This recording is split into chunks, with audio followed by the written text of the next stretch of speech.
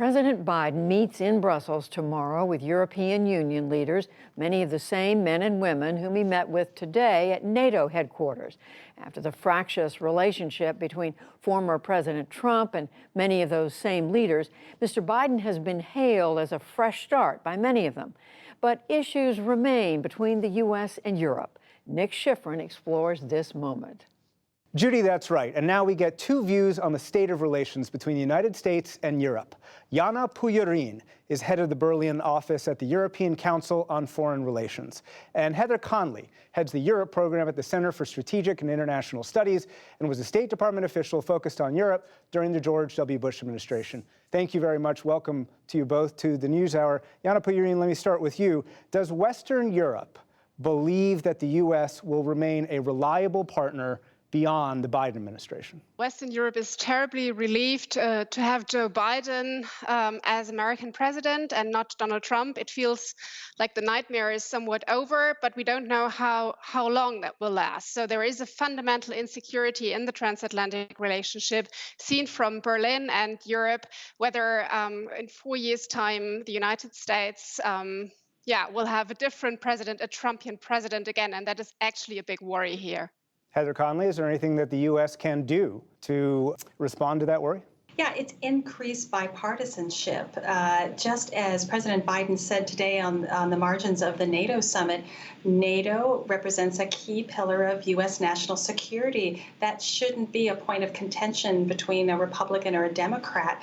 So it's really creating that consistency of bipartisanship that allies amplify America's power and amplify our economic prosperity. And until our European colleagues see us with that credibility and that consistency over several elections, they aren't going to fully trust that America as an ally is back to stay. And I think that's really the critical question. Jana Pujorin, let's talk about some specifics here beyond this idea of the transatlantic alliance.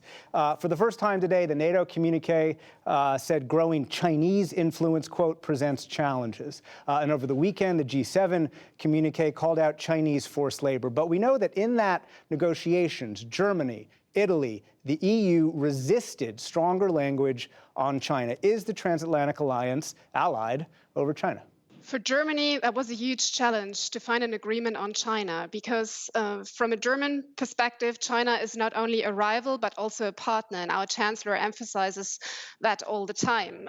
Also, from Europe, we kind of feel much more vulnerable when it comes to China and much more dependent. So the big challenge for the chancellor and the Europeans was to find a balance between calling China a rival, having a confrontational stance, but also at the same time emphasizing multilateralism and the need to cooperate with China. And I think that leaders managed to do that quite well. Heather Conley, is there an agreement between the U.S. and Europe when Germany is trying to, quote, balance when it comes to China, and there's a bipartisan consensus in Washington to confront China? I think Europe has certainly evolved in its position related to China, and you see that in the G7 statement and, of course, the NATO communique, which was actually quite tough on China. But then on the margins of that communique, it was French President Macron who said, look, China is not in the Euro-Atlantic area. This is out of NATO's area of responsibility. And you see those tensions play out. You'll actually see China play out more forcefully in tomorrow's U.S.-European Union summit, where trade and technology for China, for Europe, China is a really important economic partner for the United States as well. But Europe doesn't have the security concerns and interests that the United States does. But where the U.S. guides NATO, NATO typically follows. And this is a success for President Biden and his administration to have such tough language pretty consistently in two major summit statements. Jana Pujorin, I've been talking to European officials here in Washington, and they are frankly not convinced the Biden administration is truly taking their opinions on board. And they cite, more than anything, Afghanistan, not only the decision to withdraw from Afghanistan, but the decision to accelerate the withdrawal to July. The Europeans objected to both. Do Western European leaders believe that the Biden administration means it when it says it's taking its allies on board? Yes, I think so. Although the Afghanistan decision or consultation was a huge blow for Europeans, but there is a huge willingness to work with the Biden administration to make the transatlantic relationship prosper again.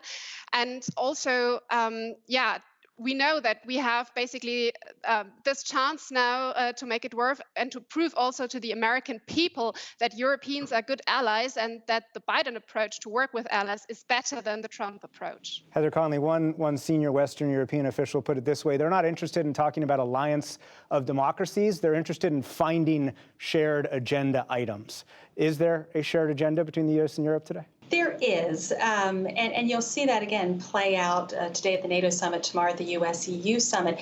The problem is both Europe has its own view of its priorities and its agenda, and it wants the United States to take that into consideration, and the US wants the Europeans to move closer to its agenda. So that's always the trick. How do you find those areas where there's great intersection? This fear of consultation versus informing of a decision. The US is used to leading as informing allies, not truly consulting them. Again, as French President Macron said, leadership is about partnership, and we really have to form a long-term partnership and invest in our allies so they can come to our point of view, not inform them and push them into an agenda item that they're going to be very reluctant to implement in any event. And lastly, let's quickly examine one last point of friction, which is trade. The U.S. and Europe have pushed pause on a conflict over trade and tariffs and regulations, but the Biden administration has not lifted steel and aluminum tariffs yet. How much trade friction is there,